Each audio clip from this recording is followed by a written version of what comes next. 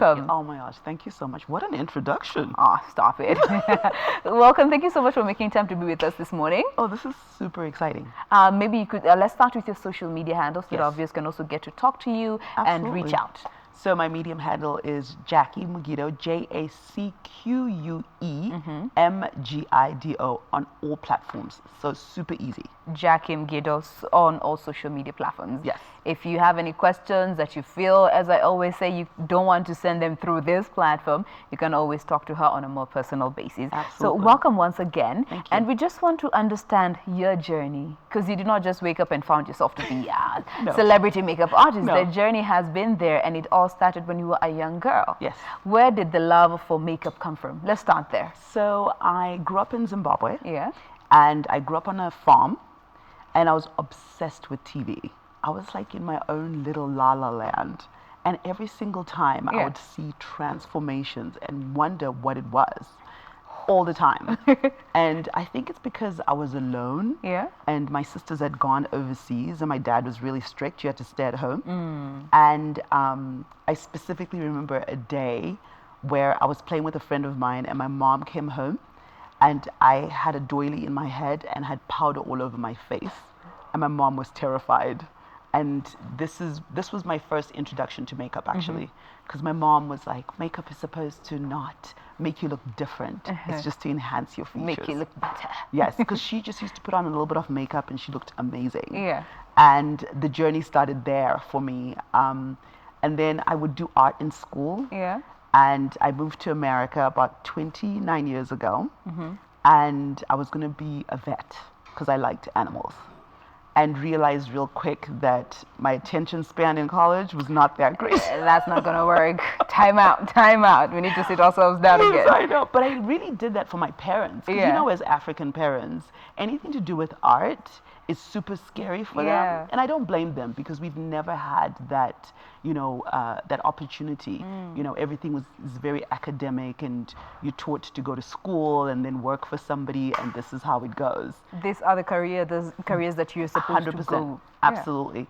But then I had really supporting sisters, you know, because I remember telling my sister in the States, and I was like, listen, I'm having a hard time at school. And she's like, what can we do? And she goes, you know what, I'm going to put you in cosmetology school.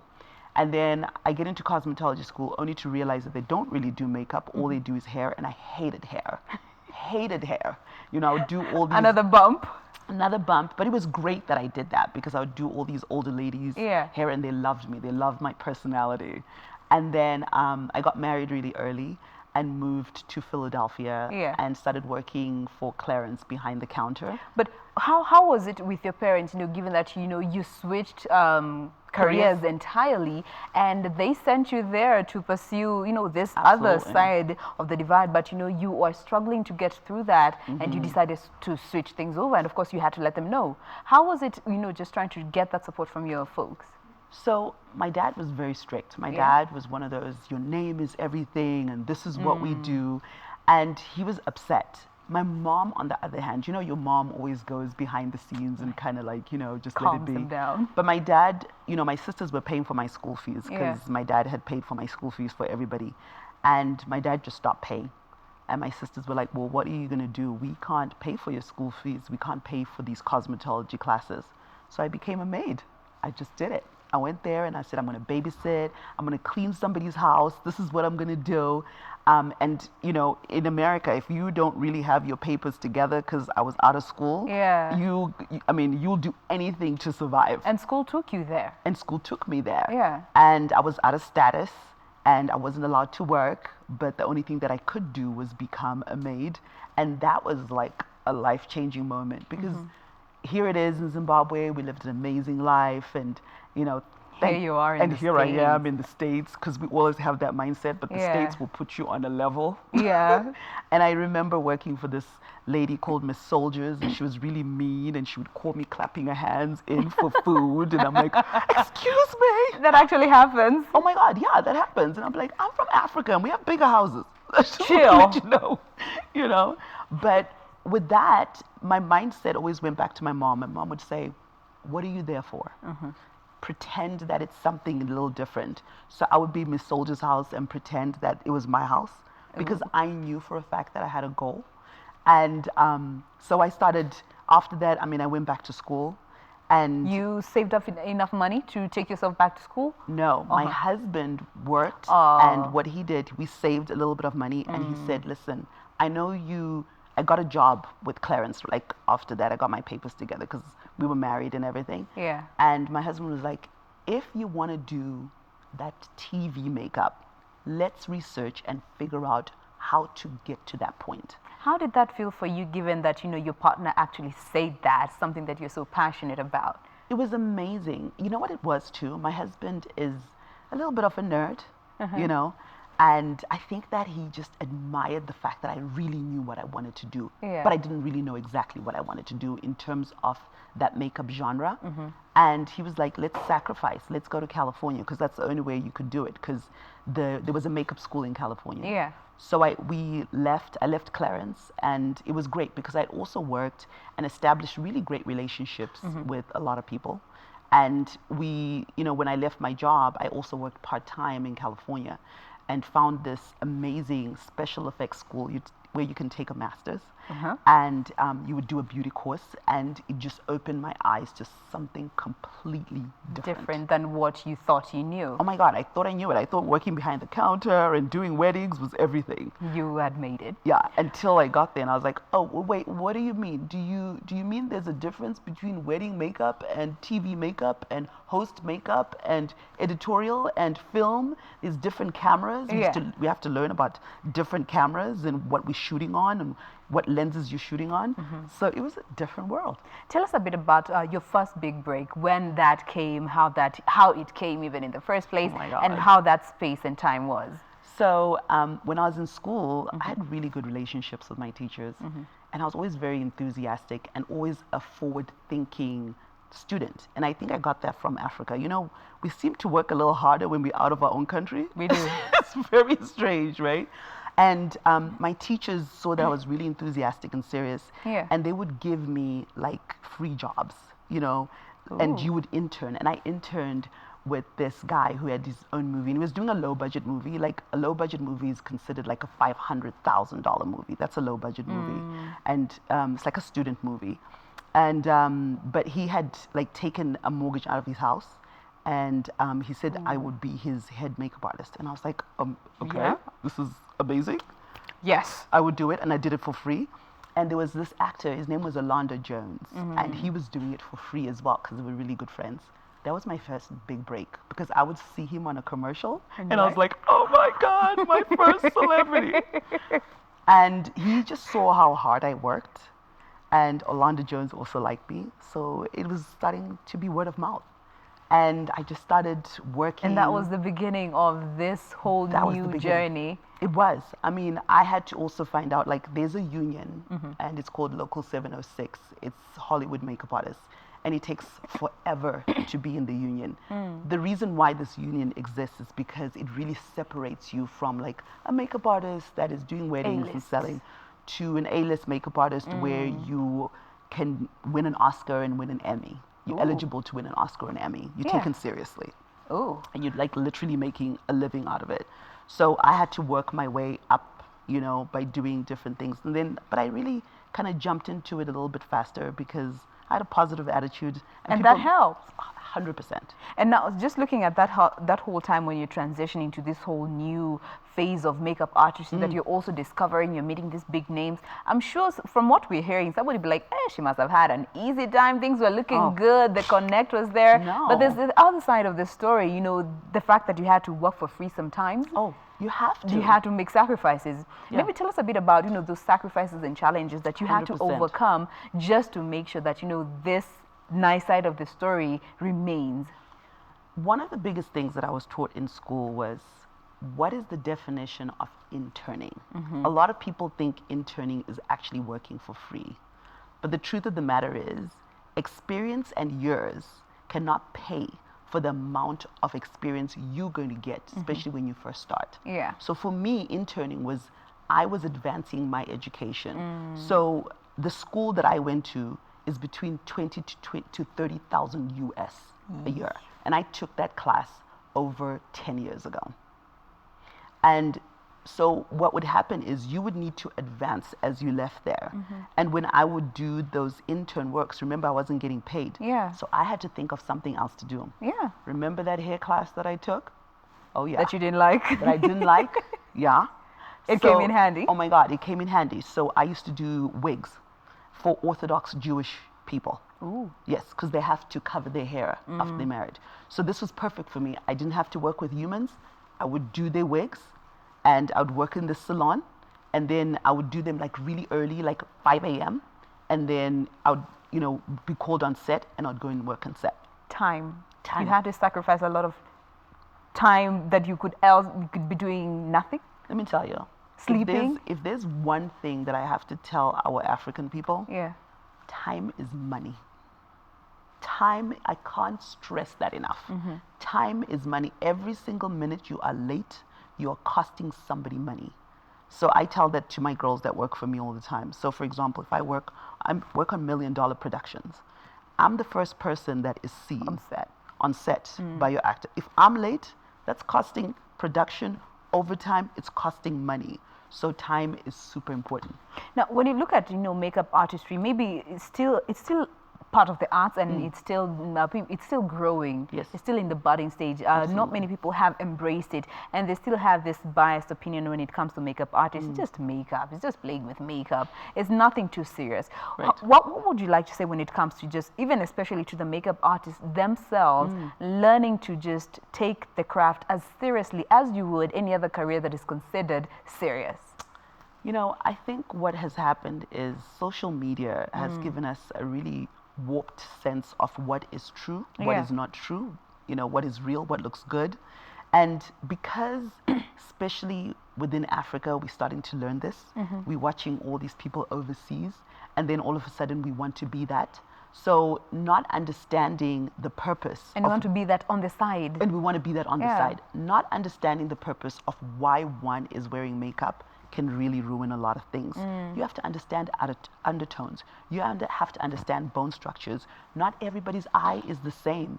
Really, makeup is basically changing the structure of somebody's face to perfect whatever it is, that genre that they're going to. So if you're doing film per se, you shouldn't be able to see the makeup and say, wow, that makeup was amazing. You can say somebody's pretty.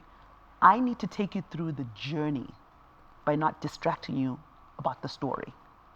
And not trying to focus. Why does she look lighter here? Absolutely. Or oh, there? Yeah, why is she too contoured?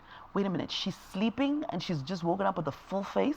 That doesn't even make any sense. It doesn't make sense. So that goes to the makeup artist. It's not just about, waking up and deciding I'm a makeup artist. You also need to invest in this journey that you're going into. 100%. Get to learn. Yes. The resources are out there. Yeah. The resources are out there. I mean, one of the things like in Zimbabwe, now our company has basically evolved a country into working people who can look after their children. Yeah. And here in Kenya, I've met a couple of makeup artists. I'm really excited. But one of the biggest questions that parents ask me all the time, where is my child going to go in Africa with this whole makeup world? And my whole thing is, we have so much social media.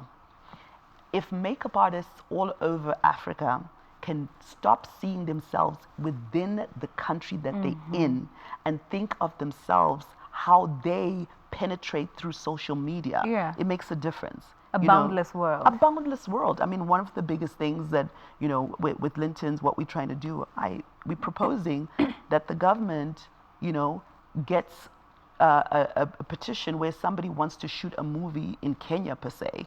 Guess what? They need to use our local artists. Local resources. Local resources. But the reason why Hollywood can't come and use local resources in Kenya is because the makeup artists don't really understand what it is that they're doing. You can't, have the same blocked eyebrows on every single person. Yes. Sometimes you just don't put eyebrows on certain things. You know what I mean? So it's learning that craft and understanding that craft. I do a lot of special effects. Yeah. And I was talking to somebody yesterday, and they said, we do special effects in Kenya, but we just don't have, the resources. And no one's ever come to teach them how to do the real special effects. I see the special effects, and I'm like, good try. But in the real world, it has to be realistic. It has to be real. It has to be realistic. Yeah. Wow. You can't have it any less. You can't be like, maybe. I'm gonna maybe this. No, because people are spending millions of For dollars. such. Millions. Yeah. It's not like a low budget like $1 million movie. It's a low budget movie. Millions. Now let's talk a bit about, journey to launching your own brand. Yes. At what point did you decide, I'm gonna have my own brand? So 10 years ago, as I worked in the industry, I realized that I did a lot of mixing. And the school that I'd worked at, I looked at what products they were used, and I understood where they were getting their products at that moment in time. And I understood undertones. And I said to myself, I'm here in America, and there are a lot of makeup artists in America, and I need a future. And I went to visit Zimbabwe and realized that we are bombarded with makeup companies that come in from all over the world that don't really understand our skin and don't understand us. And I've had my own insecurities because I was a little bit darker, because that light is right, light is bright. And I wanted to then show people that it's not about being light, it's about being seen. Because a lot of us want to be seen. You want to walk into a room, a lighter skinned girl is seen, a darker skinned girl is not seen. Yeah. So then I understood very quick it's all about enhancing the features. And then I decided, you know what? Why don't I try this? The cheapest way to do it was to start off by branding. Anybody can really start off a makeup company. It's how you sustain it. It's the work that goes behind it. And I went to a manufacturer and said, I'm going to put my name on it. And 2 years, I had a difficult time because the manufacturers did not want to have anything to do with darker skin. They were like, listen, there's no money. And what reasons were they giving you? Well, I mean, money, like this is a business.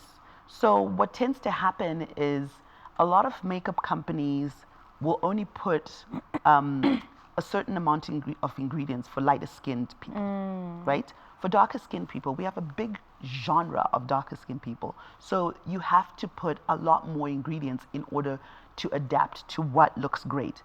And then when it comes to Africa, you have to think of climate. You would have to think of complexions, adaptability. And they really didn't want to invest in that because they just kind of knew that, a lot of people won't really put their money on it, And so when I stopped branding 2 years later and I wanted to find a chemist, I found a chemist who was able to listen to me and said, I challenged him. I said, look, this is the deal. I don't have money, but what I do have is a vision. And trust me, Africa is a vision for you. It's a continent. Yeah. And I mean, at first he was like, really? And I was like, yeah, trust me. Was that back in Zimbabwe or? I was in abroad? LA. Okay. LA. Peter's my chemist. He's amazing. And that's when he came on board and you ventured out. He came on board and he was amazing. I think he was really God sent because it's very expensive. Branding is not as expensive because you're just slapping your name. Now you have to buy the ingredients. Producing. And you have to buy the containers. And Peter was really awesome in the sense that he actually till now believes in the journey. It's a very expensive journey. It's a very emotional journey. My husband and I have put loads of money in this. Loads of money. People don't even understand how much money.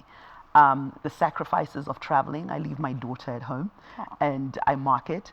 I'm still working in Hollywood because that is a way for me to keep the sustainability and also keep the name and for people to actually believe, because here it is, I look like you and I look like half of the Africans in this world. Yeah. And you can relate a little bit better and say, well, you know what?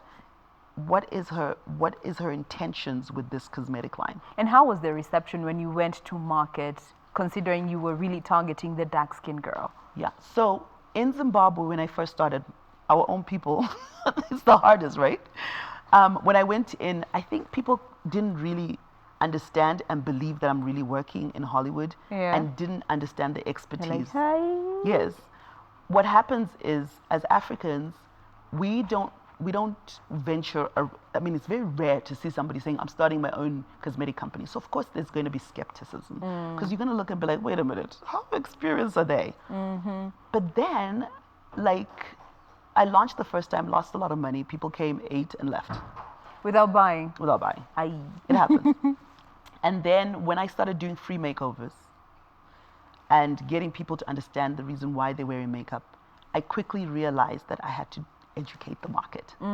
And I can't even tell you. There was an information gap. There was an information gap, because the truth of the matter is, here you had a gap where you have people that can afford a product, and the people that can afford the products, guess what they're doing? They're leaving the country and they're buying what they think is amazing, like really big name brand, because they want to show off.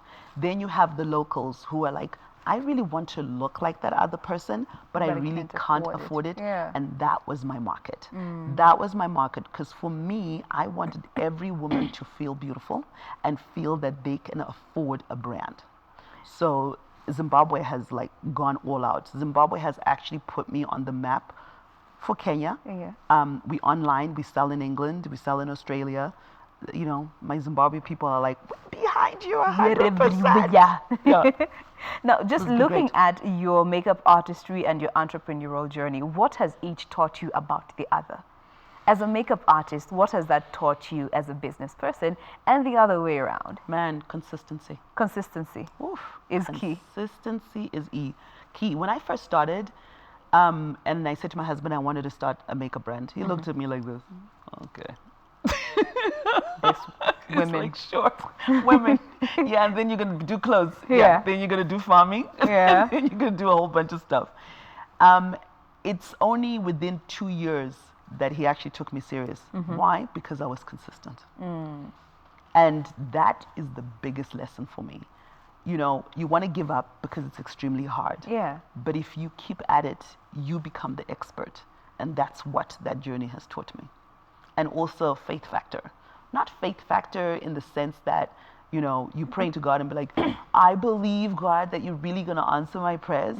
But action. Leave it at that. Plus faith factor is a big deal. Go hand in hand. Go hand in hand. As an entrepreneur, making sure that, you know, as much as you love what you're doing, you're also in business. Yes. And you're looking to make some money. Yes. How have you managed to just make sure that you don't lose yourself in this thing that you love so much, but also remember you are in business?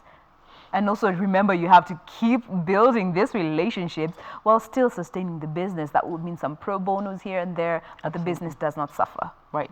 So my husband, he reminds me all the time, because I think as makeup artists, we kind of start thinking of marketing, and then we get into a la land. Yeah. And quickly being broke. Sometimes it happens real quick. Not having that money all the time. And educating myself. You know, before I just jumped into it and I was super excited. And then throughout the experiences of asking, reading, you know, listening, because half of the time I don't really have time to read.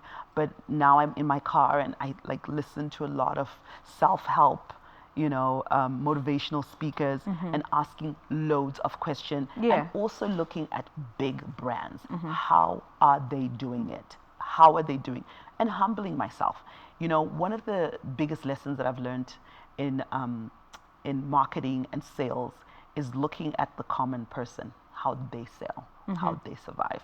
And for me, that's a big deal. Looking at that woman that is selling her tomatoes at the market and wondering how she stands out amongst the 10 other tomato sellers that she's sitting next to. And that plays a big part. And those are all big lessons for me. I'm always paying attention.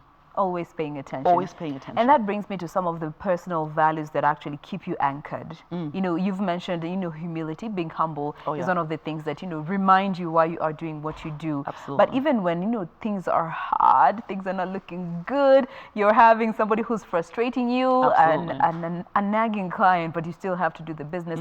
What are some of those personal values that keep you anchored, regardless of how the tides might be? You know, this is me, this reminds you of who you are, and you keep going. Understanding the purpose of what you're doing. So for example, as makeup artists, we are in the market of healing, and we are in the market of being listeners and counselors. And we basically maids, right? Basically. We basically when you really think about it.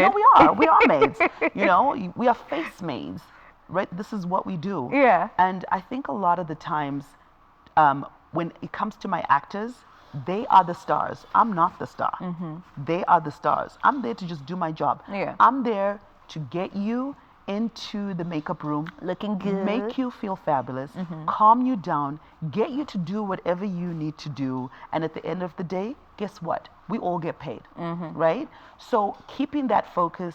I mean, and the other thing is also telling yourself every single time how amazingly blessed you are to be able to wake up in the morning and do what you do and love what you do is everything, is everything.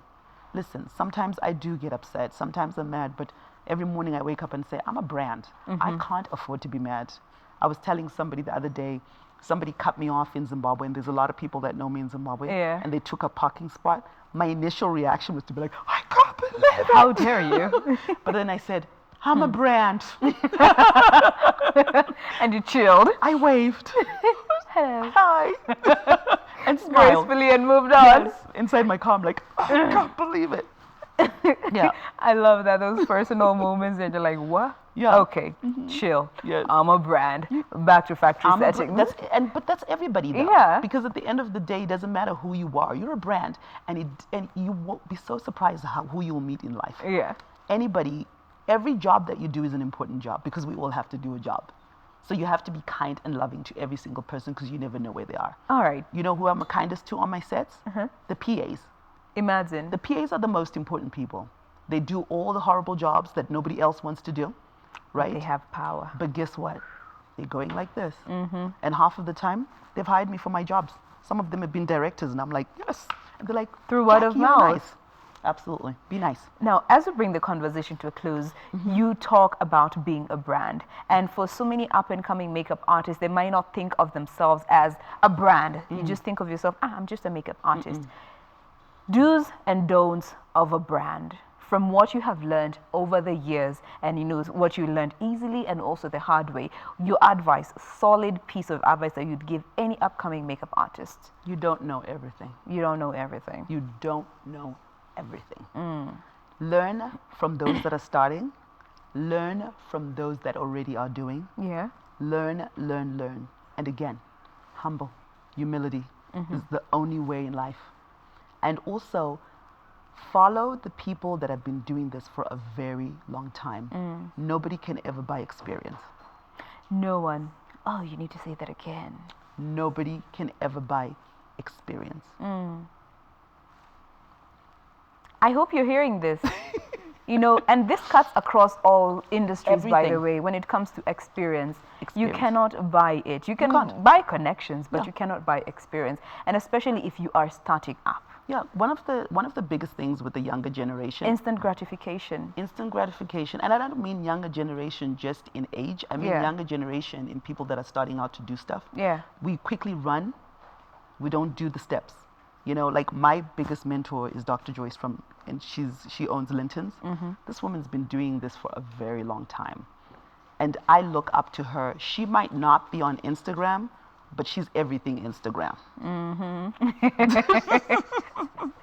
The power of a name. The power of a name. Now, Yes. how do you deal with, this I'm sure is something that most people want to know when it comes to dealing with those annoying clients. Do you get to turn down jobs just because this does not sit well with you as a person, with you and your values and even your business? Or is it just business? So now that my career is on a different level, if I'm doing makeup gigs or movies that I really don't feel, and it's nothing to do with personal, I don't care what it is that we're doing, we're going to do it. Yeah. I don't turn out job. I only turn down jobs if it's going to hurt me. But other than that, I humble myself. I'm like, I'm going to be with these people for a month or 2 months and I'm good to go. They're not coming into my house. Focus. Just business. Just business. It's just business. Just business. Remind us how guys can find you once more on social media. Please, please, please follow me at Jackie Mgido, JACQUEMGIDO. All right. Cosmetics. Now, before we finish, you had mentioned something that has really jazzed you about Kenya. Yes. And some things that you're looking forward to doing before you go. First of all, Tell me about that. okay, so my Instagram is, since everybody watches, and I'm really trying to get the tourism coming back. Yeah. There are people that are carrying this luggage and running. Yesterday, I was like, Kenya are winners. These guys are amazing. I just want to know about their knees. So I'm going to take a lot of pictures for those and the animals. She's But those talking guys, about I love it. Mkokoteni guys. I mean, these Mkokoteni guys are it. You guys don't even understand. Yeah. They have something that we What all is don't have. amazing about them that you saw? I just want to understand this power. When they wake up in the morning, Yeah. you know, we all lie to ourselves and be like, I need to get an energy drink. What's their energy drink? I just need to know. I need to know. What is the state of their knees? I need to know. I need to know. It needs to be an extreme sport. Yes, and I want to understand their knees and their feet. Yeah. I love it. Love it. Well, we have been talking with Jacqueline Mgido. She is a makeup artist, a stylist, an entrepreneur, and also the CEO of her brand, Jacqueline Mgido Cosmetics. You can follow her on social media, get to know what she'll be up to over the weekend. If you are a makeup artist and you'd like to interact more with her, follow her on social media, and you'll be at a few places over the weekend. We're going to be at Junction Mall, Linton's. Yeah. Anybody that wants to find out about their eyebrows, anyone wants to find out the reasons why they should wear makeup or not wear makeup, come on down. All right. Come and have fun. One last question before we finish. Sure. Why are eyebrows important? Oh my God. They frame, they give you expression. Sometimes you might look sad, and it's not really that you're sad. It's your eyebrows. It's the eyebrows. I'm telling you. There we have it. She said it. She's a pro makeup artist. I'm not. Sometimes you walk in town and people don't have eyebrows. I know my colleague Ramakuko is laughing wherever he is. They're important. They are important. You might lose a job because of this. I'm letting you know right now. Yes. Because your eyebrows are shocked, but you're scared. Or surprised. And you're confusing your potential employer. Absolutely. And it's all in the eyebrows. I'm telling you. Thank you so much for making time to be with us this morning. Awesome. That brings us to a close of our lifestyle segment. Do keep it here. We have more of Good Morning Kenya coming up in a bit. The hashtag is Good Morning Kenya on Twitter. At KBC Channel 1 is our official station handle. My handle is the Jane One Boy across all social media platforms. Do stay with us. We'll be right back. Thank you. This is fun.